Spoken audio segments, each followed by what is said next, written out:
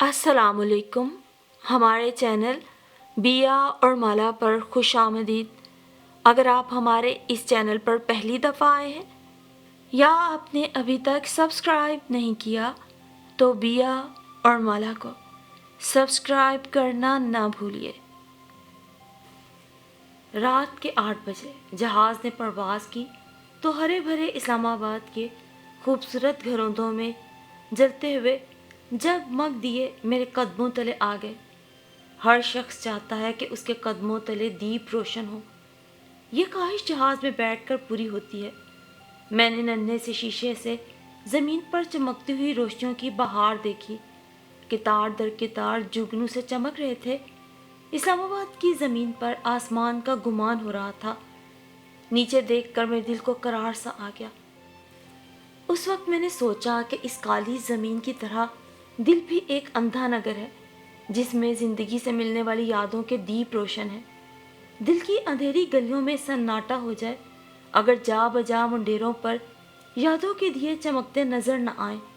दिल एक अंधा कुआं होता है अगर उसमें यादों के कंकर और पत्थर ना गिरते रहते।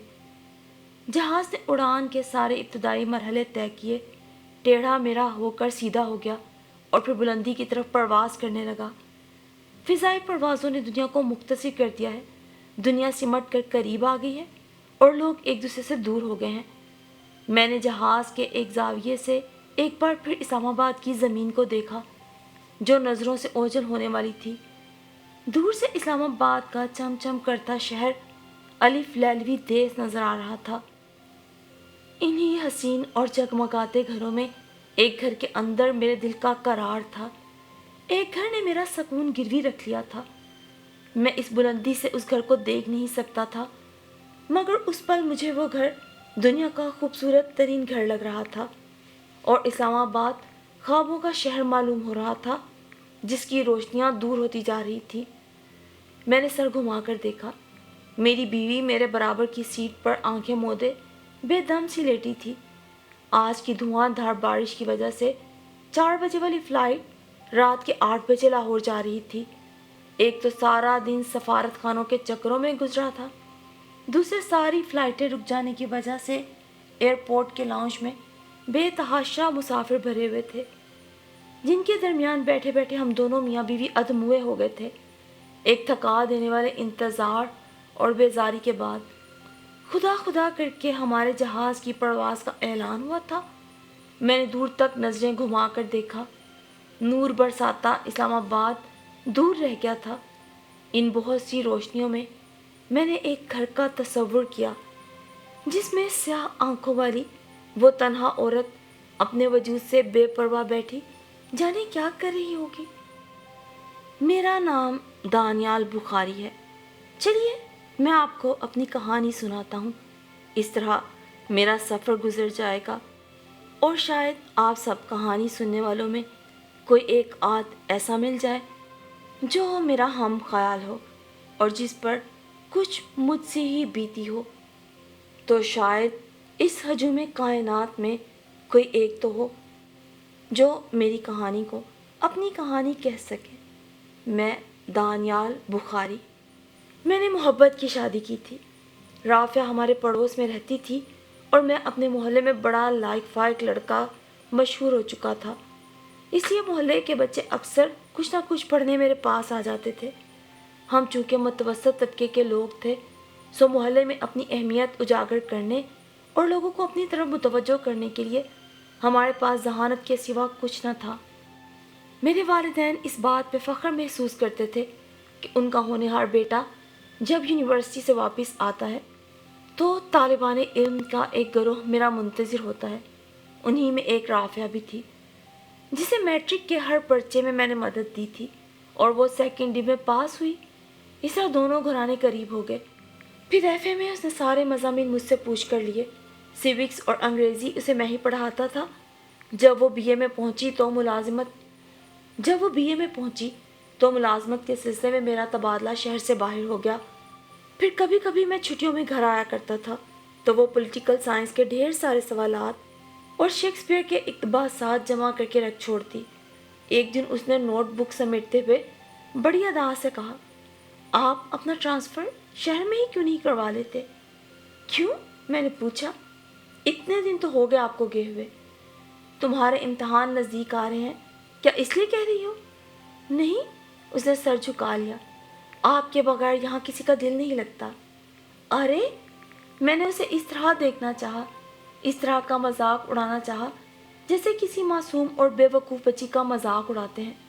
وہ میرے سامنے جوان ہوئی تھی، مجھ سے بارہا اس نے ڈانٹ کھائی تھی، تنہائی میں گھنٹوں میرے پاس بیٹھ کے پڑھی تھی۔ میں نے اسے کبھی غور سے نہیں دیکھا تھا۔ کچھ کہنے کے لیے جب میں نے اس کے چہرے کو دیکھا تو میں لڑکھڑا گیا۔ اس کی سیاہ لمبی پلکیں نیزوں کی طرح اوپر نیچے ہو رہی تھیں۔ 18-19 سال کی لڑکی کے چہرے پہ عجیب سا اجالا ہوتا ہے، وہ میں نے ابھی ابھی محسوس کیا۔ میرے احساس کو جگانے والی رافعہ تھی۔ اس نے دوپٹے سے اپنا پورا بدن ڈھکا ہوا تھا اور پینسل سے اپنی ہتھیلی پر گل بوٹے بنا رہی تھی، مگر جیسے وہ وہاں ہو کر بھی وہاں نہیں تھی۔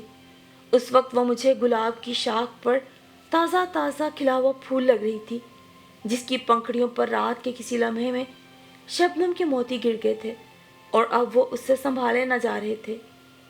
کیوں نہیں لگتا بھائی تمہارا دل میرے بغیر؟ میں نے اپنے انداز کو بدلے بغیر اس طرح کہا جیسے مجھے کچھ کہنا ہی تھا، جبکہ سارے محلے کا دل میرے بغیر لگ گیا ہے۔ میں سارے محلے کی وکالت کرنے نہیں آئی ہوں۔ اس نے اپنے دل کا غصہ ہونٹوں میں دبایا۔ اچھا، تو تم اپنے دل کی وکالت کرنے آئی ہو؟ وہ بل کھا کر جانے کو مڑی۔ تو تمہارا مشورہ ہے کہ میں واپس اپنے شہر میں ٹرانسفر کروا لوں؟ میں اسے روکنا چاہتا تھا، ابھی بھی اس نے مجھے جگایا تھا اور جاگ کر میں اپنے جاگنے کا خود یقین کر لینا چاہتا تھا۔ مجھ سے کیوں پوچھتے ہیں؟ اگر آپ کا دل وہاں لگ گیا ہے تو رہنے دیں۔ اس نے ترچھی نظروں سے مجھے دیکھا اور کھلکھلا کے ہنس پڑی۔ بڑی ظالم شے ہوتی ہے جوان لڑکی۔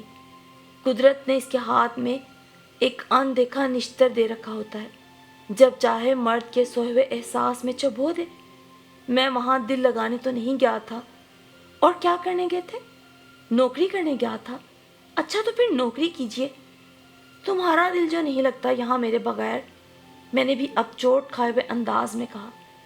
اس نے سر کو جھٹک کر میری طرف دیکھا اور بھاگ گئی۔ یہ ہوتی ہے عورت، مرد کے پرسکون سمندر میں ایک کنکر پھینک کر ہلچل مچا دیتی ہے۔ اس کے دل کا بوجھ تو ہلکا ہو گیا، میرا دل بوجھل ہو گیا۔ کبھی کبھی کا ٹکراؤ، ننھے ننھے فکرے اور غلافوں میں لپٹی ہوئی عام سی لڑکی میری زندگی کی سب سے بڑی آرزو بن گئی۔ رافعہ اچھی بیوی ثابت ہوئی۔ زندگی کے سفر میں ہم ایک ساتھ چل پڑے۔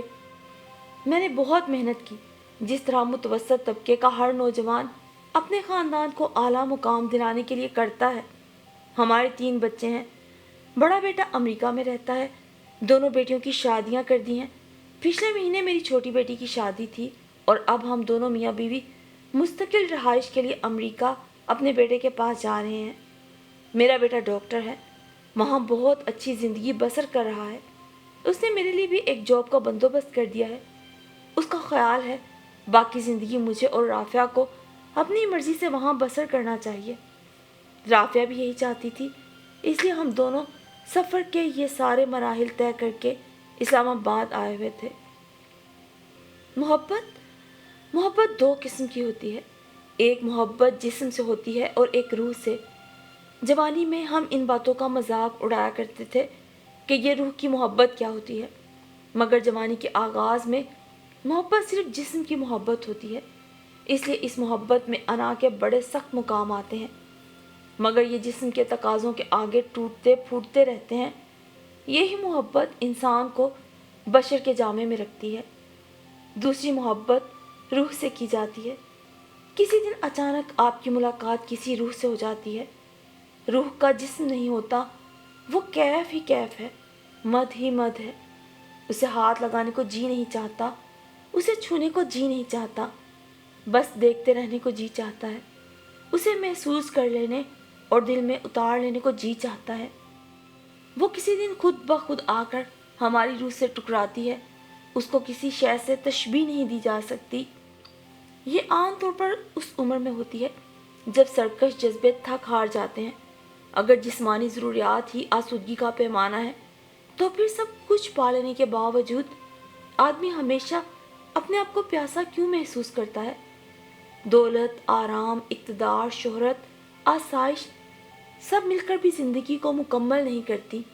ہمیشہ ایک تشنگی سی باقی رہتی ہے جسے بیوقوف انسان مختلف نام دے کر اپنی کمزوری یا طاقت بنائے رکھتے ہیں اور اپنی ذات کی جنگ اپنے ذہن کے ساتھ کرتے رہتے ہیں. اس کی روح کو اس دن قرار آتا ہے جب وہ اپنی روح سے بچھڑی ہوئی روح سے ملاقات کر لیتا ہے.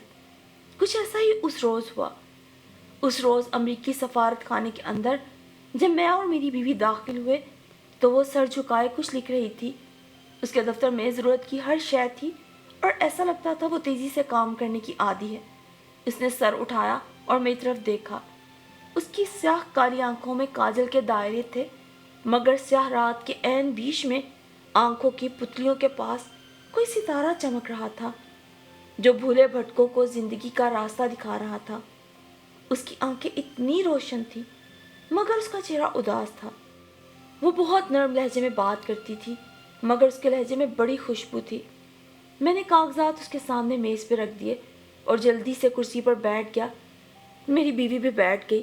کارروائی شروع ہو گئی. کوئی آ رہا تھا، کوئی جا رہا تھا، سب کا کام ہو رہا تھا. میں اس کے ہاتھوں کو دیکھ رہا تھا، اس کی آنکھوں کو دیکھ رہا تھا. ہمارے بیٹھے بیٹھے وہاں لنچ ٹائم ہو گیا اور اچانک میری بیوی کی طبیعت خراب ہونے لگی. رافعہ کو کچھ عرصے سے سر چکرانے کی تکلیف ہے. اسے چکر آنے لگے یہ دیکھ کر وہ گھبرا گئی. پھر مجھ سے کہنے لگی، آپ فکر نہ کریں، میں ان کو سائڈ روم میں لٹا آتی ہوں. وہ رافعہ کو ساتھ لے گئی. وہاں اسے دوا دی، چائے پلائی، سائڈ روم میں لٹایا. جب وہ سو گئی تو دروازہ آہستہ سے بند کر کے واپس آ گئی. میں نے کہا، لنچ ٹائم ہے، کیا آپ گھر نہیں جائیں گی؟ کہنے لگی، آج آپ کا کام کرنا بہت ضروری ہے. آپ کی بیگم بیمار ہے. اگر آپ کا کام آج ہو گیا تو ان کی طبیعت پر بہتر اثر پڑے گا. مگر یہ تو آپ کے ساتھ بھی زیادتی ہوئی. اس نے ہنس کر میری طرف دیکھا.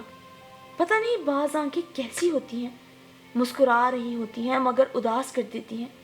اتنی انکہی کہانیاں تھیں ان آنکھوں میں کہ میں راستہ بھول گیا.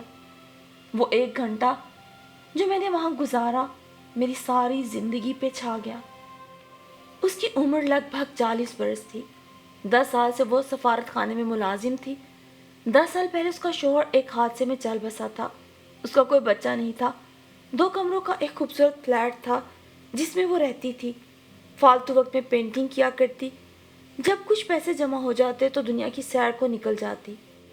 اس کی باتوں میں وہ سب کچھ تھا جو اس نے دنیا میں دریافت کیا تھا. اس کے کام کرنے کے انداز میں بڑی لگن تھی اور وہ زندگی کو پوری طرح سمجھ کر اس کے ساتھ نباہ کر رہی تھی. اسی لیے وہ ہر ایک کی بات کو توجہ سے سنتی اور بڑے اطمینان بخش انداز میں اس کا جواب دیتی. ایسا لگتا تھا جیسے اس نے گیان کا کوئی بھید پا لیا ہے اور عرفان کی کسی منزل میں ہے. اس کا رویہ عام ملازمت پیشہ عورتوں جیسا نہیں تھا. رعونت سے بھرا ہوا، کھردرا یا بناوٹی.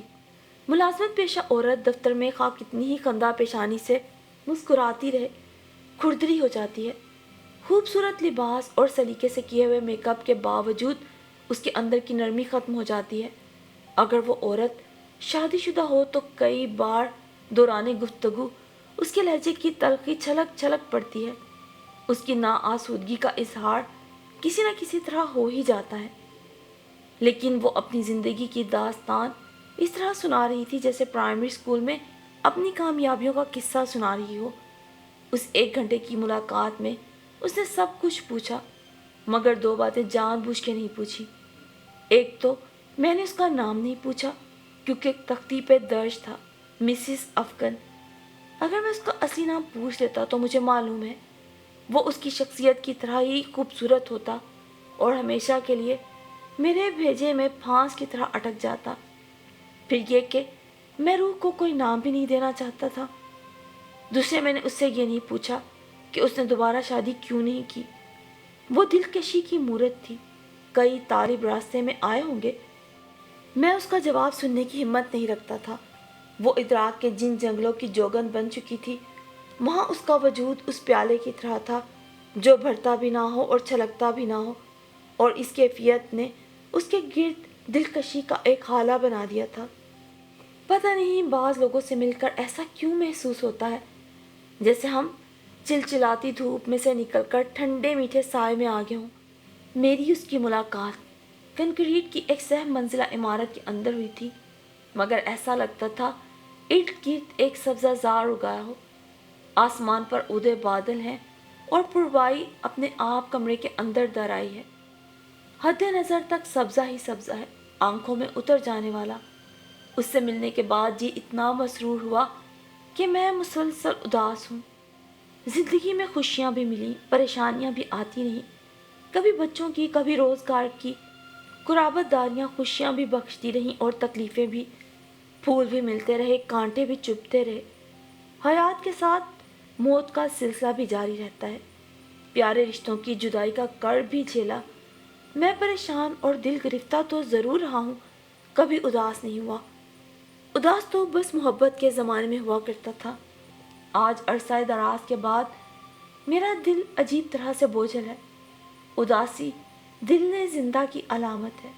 دور کہیں ہولے ہولے دل کے پہاڑوں پر اداسی کی برف گر رہی ہے۔